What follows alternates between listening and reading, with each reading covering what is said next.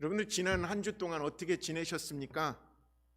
정말 많은 분들이 신년 새벽 특별 성회를 통해서 잠언의 말씀을 통해서 우리에게 주신 하나님의 말씀의 깊이, 그리고 하나님의 말씀의 넓이를 또 은혜로 체험했었던 한 주였던 것 같습니다. 전국에 계신 그 여러 목사님들이 같은 잠언의 말씀을 요 모양 저 모양으로 어떻게 보면 그게 이렇게 다양한 각도에서 들려주시는 말씀이 되다 보니까 입체적인 말씀으로 저에게도 더 확 와닿는 그런 말씀의 깨달음이 있었습니다. 그러면서 말씀의 깊이뿐만 아니라 주님께서 말씀하신 거죠. 있잖아요. 형제가 하나됨이 얼마나 아름다운고. 정말 전국에 흩어져 있는 한인연합감리교회 교회들이 같은 본문과 같은 시간대에 말씀으로 같이 은혜 받고 그것을 위해서 각 교회의 방송팀과 또 목회자들과 여러 성도들이 이렇게 어우러져서 함께 은혜를 사모하는 모습은 말씀의 은혜만이 아니라 말씀 속에 하나님이 약속하신 그 아름다움, 그 마음 속에 풍성함을 더 느끼게 해준 그런 축복의 시간들이었다라고 생각됩니다. 여러분 다 들으셨겠지만 잠언에서 말하는 지혜가 무엇입니까? 이렇게 정리할 수 있죠. 잠언 9장 10절, 여호와를 경외하는 것이 지혜의 근본이요 거룩하신 자를 아는 것이 명철이니라. 단순히 영어로만 보면 The fear of God, 하나님을 두려워하는 것이라고 표현될 수 있지만 한국말에, 그리고 그 한국말을 한자로 표현한 그 경외라는 말씀을 깊이 들어가면 존경하는 마음으로, 공경하는 마음으로 두려워한다. 하나님을 대하는 태도, 하나님이 어떤 하나님이기 때문에 그렇습니까? 우주 만물을 창조하신 창조주 하나님이시기에, 그리고 그 하나님이 지금도 이 우주 만물을 한치의 오차도 없이 운행하시는 전지전능하신 하나님이시기 때문에, 그리고 그 하나님은 공의롭고 정의로우셔서 그 앞에 모든 불의한 것들이 드러나고 심판되어질 수밖에 없는 하나님이기 때문에 우리는 그 하나님을 믿는 믿음 때문에 하나님을 경외하게 된다라는 거죠.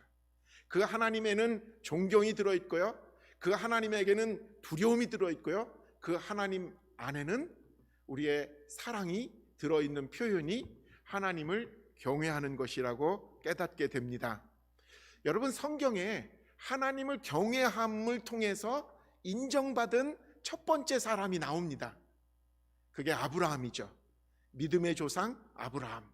그 아브라함이 성경 창세기 22장 12절에 보면요, 사자가 이르시되 그 아이에게 내 손을 대지 말라, 그에게 아무 일도 하지 말라, 내가 내 아들 내 독자까지도 내게 아끼지 아니하였으니 내가 이제야 내가 하나님을 경외하는 줄을 아노라.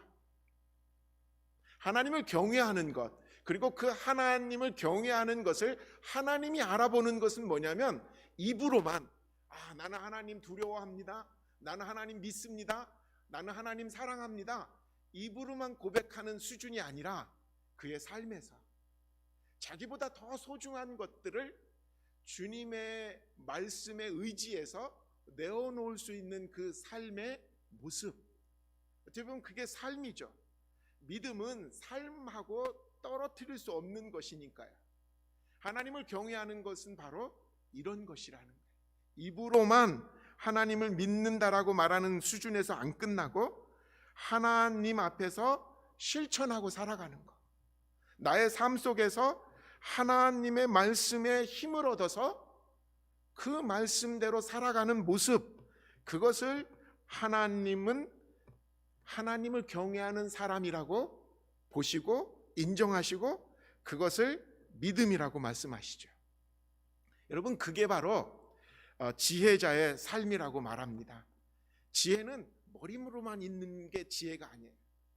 하나님을 믿기 때문에 하나님의 뜻 가운데서 살아내는 사람까지를 우리는 그게 진정한 지혜라고 말하는 것이죠. 그렇기 때문에 여러분, 우리 신앙생활에서 가장 근본되고 중요한 것은 이 하나님을 아는 것입니다. 그래서 성경은 하나님을 힘써 알라고 강조하고 있는 것이죠. 호세아서 6장의 3절과 6절에 하나님을 알라고 말씀하시는 말씀이 나옵니다. 3절입니다. 그러므로 우리가 여호와를 알자, 힘써 여호와를 알자. 그의 나타나심은 새벽빛같이 어김없나니 비와 같이 땅을 적시는 늦은 비와 같이 우리에게 임하시느니라. 6절에 보면요, 나는 인애를 원하고 제사를 원하지 아니하며 번제보다 하나님을 아는 것을 원하노라. 우리 신앙생활에서 하나님을 아는 것이 우선돼야 된다라는 거예요.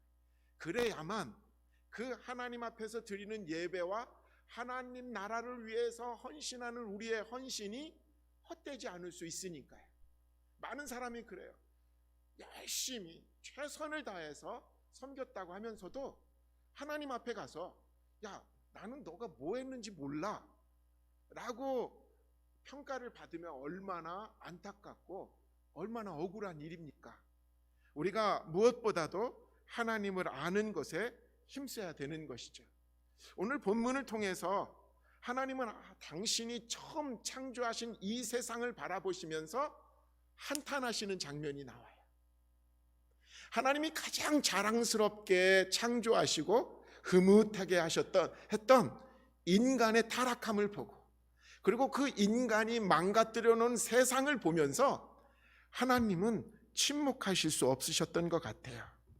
그리고는요, 하나님은 심판을 계획하십니다. 근데 심판을 계획하신 하나님만 나오는 게 아니라 심판 중에서도 구원을 잊지 않으시는, 당신의 그 사랑을 잊지 않으시는 하나님을 보게 되는 거죠. 오늘 저와 여러분들은 오늘 창세기 2 처음 노아의 홍수를 진행하게 하시는 하나님의 말씀을 통해서 하나님의 두 가지의 모습을 발견하게 됩니다. 심판하시는 하나님, 구원하시는 하나님. 이 하나님의 마음, 그리고 이 하나님의 성품이 무엇인지를 우리가 다시 한번 깨닫는 것. 그럴 때 우리들의 신앙은요, 하나님을 알고 신앙생활 하니까 어때요? 열매를 맺는 신앙이 된다라는 거죠. 첫째로, 하나님은 불의를 보시면서 심판을 계획하시는 공의로우신 하나님이라는 것입니다. 오늘 본문 13절에요, 하나님이 노아에게 이르시되 모든 혈육이 있는 자의 포악함이 땅에 가득함으로 그 끝날이 내 앞에 이르렀으니 내가 그들을 땅과 함께 멸하리라. 하나님은 모든 인간이 죄가 넘치고 있다라고, 인간 때문에 지금 이 세상이 완전히 망가졌다라고 보시면서 심판하시겠다고 계획을 말씀하십니다. 당시 노아의 사람들, 당시 노아의 시대의 사람들이 어떤 삶을 살았는지 11절 12절은 증거하고 있죠. 이때 온 땅이 하나님 앞에서 부패하여 포악함이 땅에 가득한지라. 하나님이 보신즉 땅이 부패하였으니 이는 땅에서 모든 혈육 있는 자의 행위가 부패함이었더라. 죄로 물든 사람들은 영향력을 더 주고 하면서 더 포악해진 거예요. 이런 거에 한 대 얻어맞았는데 억울한 거예요. 그래서 그냥 나도 억울해가지고 또 휘둘렀더니 이게 이제 더 큰 폭력이 되어지는 거예요. 그래서 세상 사람은 다 억울해서 못 사는 거예요. 내가 억울한 건 못 참아 하면서 서로에 대해서 복수를 다짐하고 포악해졌다라는 거예요. 서로의 것을 빼앗으려고 들고 그것을 위해서는 거짓과 음모를 두려워하지 않는 세상이 되었다라는 거죠. 타락함, 폭력의 만연, 이런 것들이 어떻게 보면 부패한 인간들이 만들어낸 세상의 속성이라고 보는 것이죠. 어떻게 노아의 시대만 이렇게 했습니까? 바울조차도 인간의 본성을 들여다보면서 이렇게 로마서에서 3장에 이렇게 고백하고 있죠. 10절입니다. 의인은 없나니 하나도 없으며, 12절 다 치우쳐 함께 무익하게 되고 선을 행하는 자는 없나니 하나도 없도다. 23절 모든 사람이 죄를 범하였음에 하나님의 영광에 이르지 못하더니, 이렇게 됐다라는 거예요. 죄의 오염성 그리고 이 전염성이 얼마나 강한지 우리는 요즘 이 코로나 바이러스를 보면서 보이지도 않는 이 바이러스가 이렇게 사람을 괴롭히고 이렇게 사람들에게 전염이 빠르구나라는 것을 깨닫는 것처럼 그게 죄라는 거예요. 죄의 속성은 바로 그런 거라는 거죠. 스치기만 해도 물들어 버리고 전염된다라는 것이죠. 이런 세상이 된 거예요. 사람이 타락하게 되니까, 죄 가운데 살아가니까 세상이 이렇게 망가졌다라는 거죠. 하나님은 두고두고 보다가 스탑, 더 이상은 안 돼 하시면서 심판을 이야기하고 계십니다. 심판을 계획하신 사건인 거죠. 하나님은 가만히 있다가 아무 소리도 안 하다가 참다가 갑자기 그냥 심판을 휘두르신 분이 아니라 이건 아니다 그러면서 경고하시고 또 경고하시는 형태로 하나님의 심판의 계획을 말씀하고 계신다라는 거죠. 여러분, 저나 여러분들이나 우리가 살아가면서 이 심판에 대해서 무관심하면 절대로 안 된다라는 거예요. 사랑의 하나님, 구원의 하나님, 물론 우리가 신약 시대에 너무 강조하다 보니까 본질적으로 공의로우신 하나님, 죄를 그냥 넘기지 못하시고 반드시 심판하시고 그 죄값을 물으시는 하나님이 계시다라는 사실을 우리가 자꾸 잊어버리는데, 오늘 우리들의 삶 속에서 또 이 시대를 바라보면서 하나님은 무엇을 계획하고 계실까? 우리가 어떻게 보면 깨어있는 마음으로 하나님의 이 심판의 계획을 기억해야 되고 주목해야 될 줄 믿습니다. 두 번째로 보면요, 이 와중에도 하나님은 구원을 계획하시는 사랑의 하나님이시라는 거예요. 14절 전반절에 보면 너는 고페루 나무로 너를 위하여 방주를 만들되, 여기서 이제 고페루 나무는 이전의 개정 개역에서는 잣나무라고 되어 있고 또 표준 세번역에도 잣나무로 되어 있는데 또 공동 번역에서는 전나무로 되어 있어요. 왜 이렇게 표현이 다른가 했더니 그 당시에 배를 만드는 나무들이 다 종류가 다 잣나무도 되고 전나무도 되고 고페르 나무, 이제 요 고페르 나무가 그런 종류의 나무를 지칭하는 단어라고 말하죠. 심판을 작정하신, 계획하신 하나님은 동시에 심판 중에서도 살리실 계획을 세우시는 하나님이시라는 거예요. 왜? 하나님의 마음이 거기에 담겨 있으니까요. 인간의 범죄는 너무도 분명했어요. 그래서 세상은 어떻게 타락했는지 우리는 목도하고 있는 거죠. 세상은 심판을 면할 길이 없지만 그럼에도 불구하고 하나님은 그 심판 속에서 피할 길을 열어주고 계신다라는 거예요. 그게 바로 노아의 방주죠. 노아의 방주는 한마디로 구원선, 그곳에 들어가야만 되는, 심판을 면할 수 있는 유일한 길이 노아의 방주다라고 하나님은 계획하신 거죠. 하나님의 사랑, 그것이 인간의 죄로 말미암아 부패하고 포악하여서 망할 수밖에 없어서 심판의 와중에 있는 그 속에서 하나님의 사랑이 뭘로 나타나요? 고페르 나무로 만들어진 이 방주로 하나님은 우리 안에 보여주고 계신다라는 거죠. 이 방주는 하나님의 계획으로 시작한 역사예요. 그러니까 우리가 구원받은 것은 우리의 노력이나 우리의 계획으로 받은 게 아니라 하나님의 계획에서부터 시작된 것이 구원인 거랑 똑같은 거죠. 노아가 가만히 생각하다가 이거를 어떻게 해결할까 하다가 자기의 머리에서 나온 설계도가 노아 방주가 아니라는 거예요. 전적으로 하나님의 계획에서 나온 것이 노아의 방주였다라는 거죠. 이 방주의 가장 큰 특성은 뭐예요? 안전하다라는 거예요. 물이 새지 않고 언제까지나 이 보호될 수 있는 특성이 있다라는 것이죠. 여러분, 그게 하나님의 구원 계획의 완전성인 거예요. 사람이 만들고 사람이 계획한 배였다라면 이런 실수 저런 실수 그리고 다시 뜯어 고치고 아마 그랬을 거예요. 근데 처음부터 구원을 계획하신 하나님의 계획은 완전한 것이었다라는 거죠. 고페르나무, 잣나무를 가지고 일단 짓게 돼요. 그 다음에 그 잣나무 사이사이에 역청을 가지고, 오늘날로 말하면 이게 이제 아마 그 틈을 막는 그런 역할을 하는 거겠죠. 안과 박을 다 역청으로 칠해서 절대로 물이 새지 않도록 만든 방주를 말하고 계시는 거죠. 여러분, 이 방주의 규모가 얼마나 컸는지, 길이는 300규빗, 오늘날로 말하면 135m, 넓이는 50규빗, 22.5m 넓고, 길이와 넓이, 그리고 높이는 30규빗, 13.5m. 한마디로 보면 여러분, 이 미네아폴리스 가면 US 스타디움 있죠?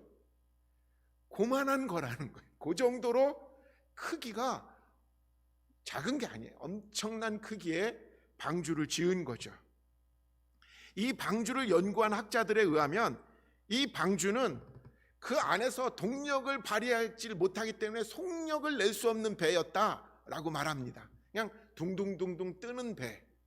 그리고 이 방주는 어느 곳을 향해서 사람들이 마음대로 방향을 잡을 수 없는, 방향을 스스로 잡을 수 없는 배였다라는 거예요. 속력을 못 내죠? 방향을 못 잡죠? 결국 물에 뜨는데 중요한 건 뭐예요? 물이 안 새게 완전한, 안전한 배였다라는 거죠. 이게 하나님이 우리를 향해서 구원을 베푸신 모습이라는 거예요. 우리가 막 어떤 방향을 가지고 어떤 노력을 통해서 구원을 위해서 막 애쓴 게 아니라 하나님 안에만 들어가면, 예수 그리스도를 믿기만 하면, 우리가 우리의 속도와 우리의 방향이 우리의 힘이 아닐지라도 예수 그리스도 그분께만 들어가면 우리가 구원받는다라는 거. 그 요한복음에는 그렇게 나와 있잖아요.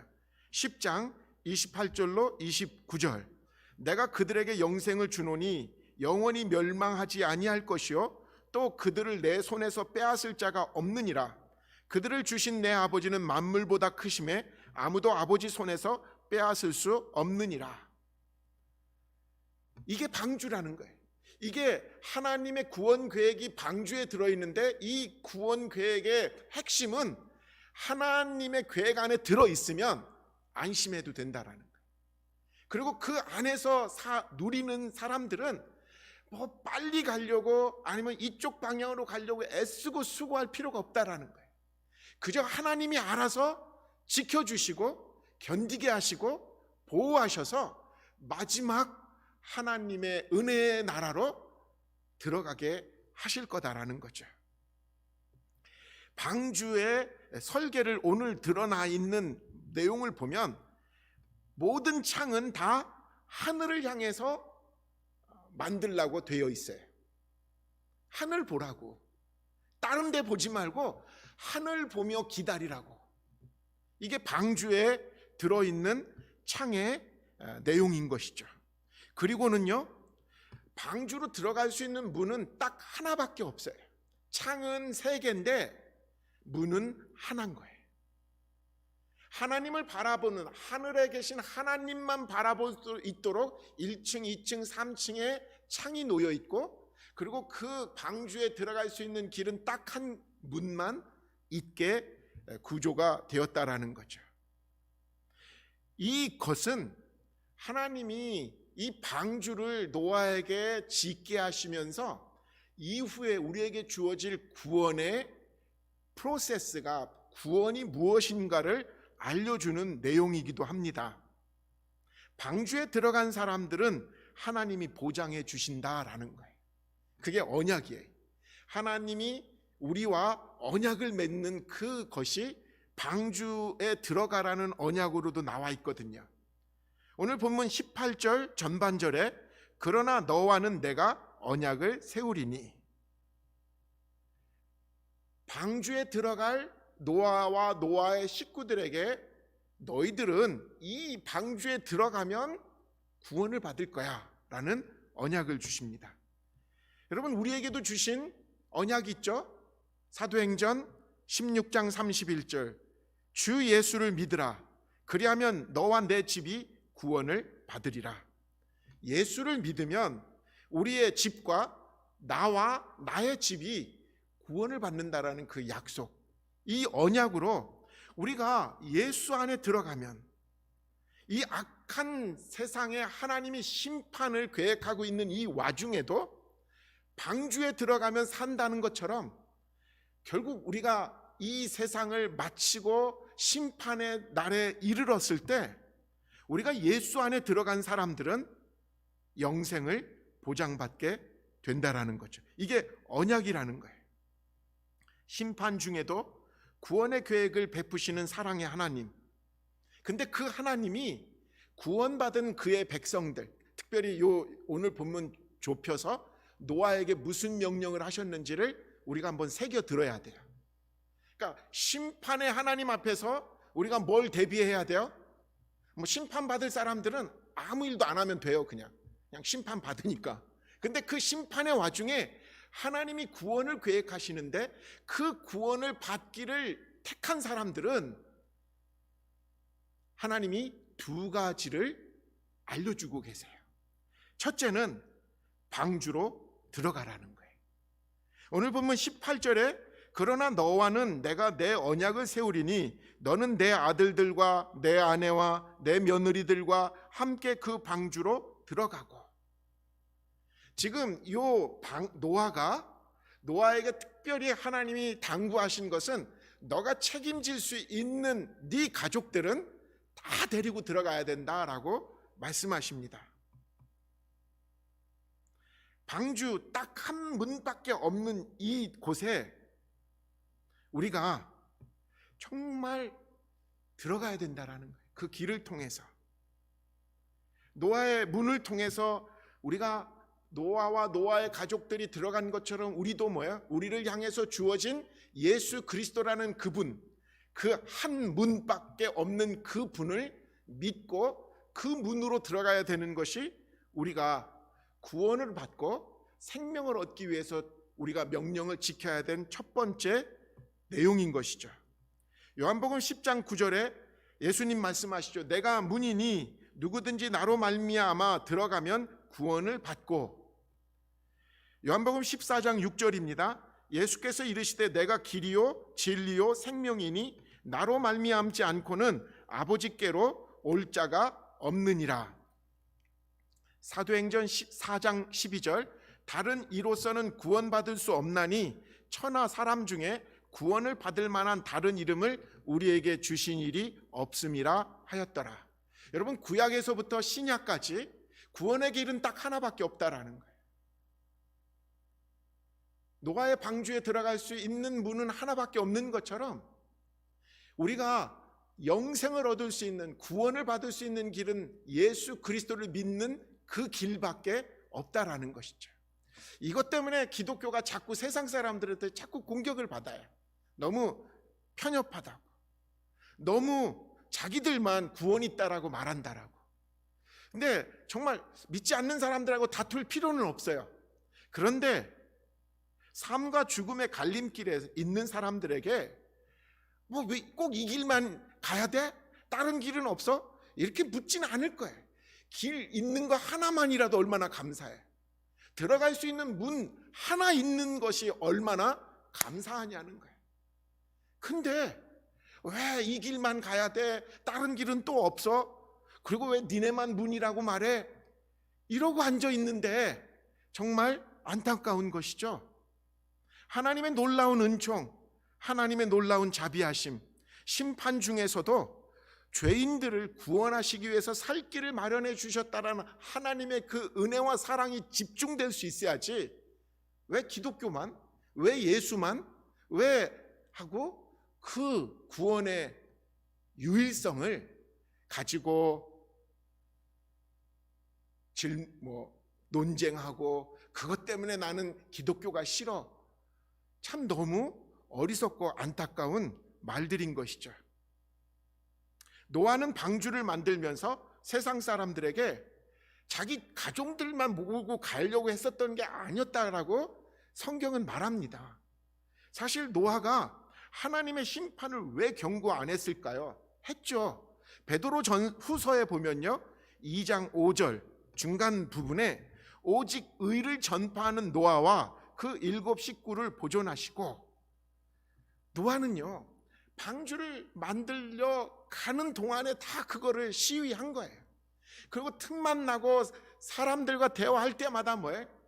이 방주가 다 완성되면, 우리 할아버지가 돌아가실 때쯤 되면 심판이 임할 것이다 라고 늘 말했다라는 거죠.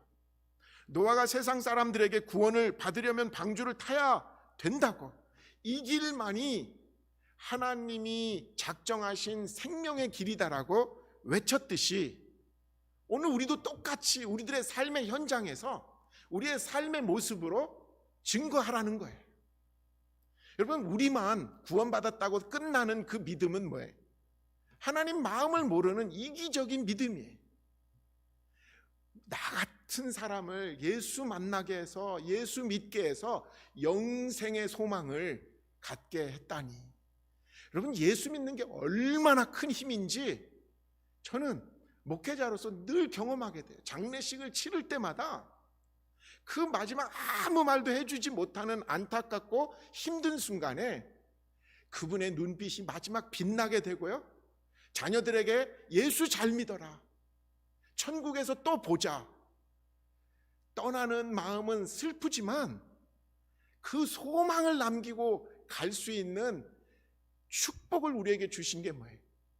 예수 믿는 소망을, 예수 믿는 축복이 우리에게 주어졌다라는 게 얼마나 중요한지를 깨닫고 또 깨닫게 되는 거예요.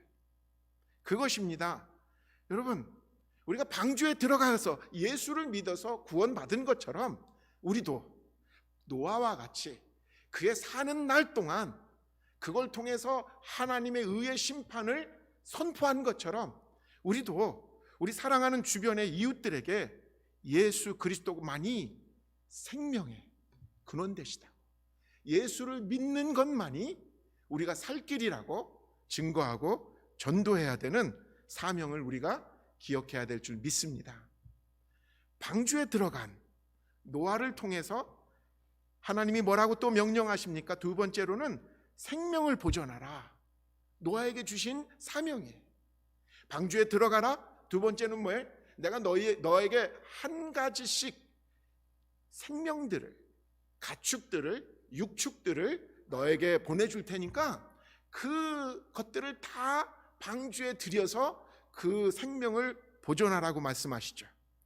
본문 19절 20절, 혈육 있는 모든 생물을 너는 각기 암소 한 쌍씩 방주로 이끌어 들여 너와 함께 생명을 보존하게 하되, 새가 그 종류대로, 가축이 그 종류대로, 땅에 기는 모든 것이 그 종류대로 각기 둘씩 4개로 나오리니 그 생명을 보존하게 하라.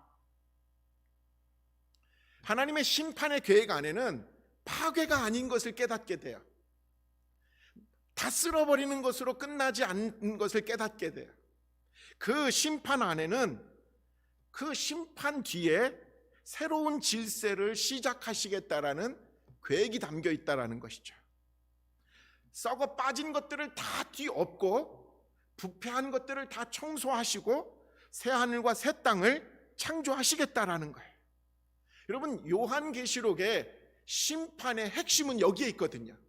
우리를 다 불에 태우고 우리를 다 쓸어버리는 것에 우리가 너무 초점을 맞추어서 요한계시록 읽다 보니까 두렵고 떨리는 걸로만 끝나지만, 요한계시록 잘 읽으면 끝이에요.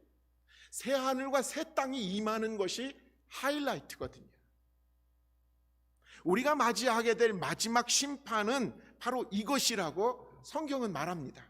예수님이 재림과 함께 이 세상이 완전히 사라지는 게 아니라 새 하늘과 새 땅이 이 땅에 임한다라고 말씀하시죠.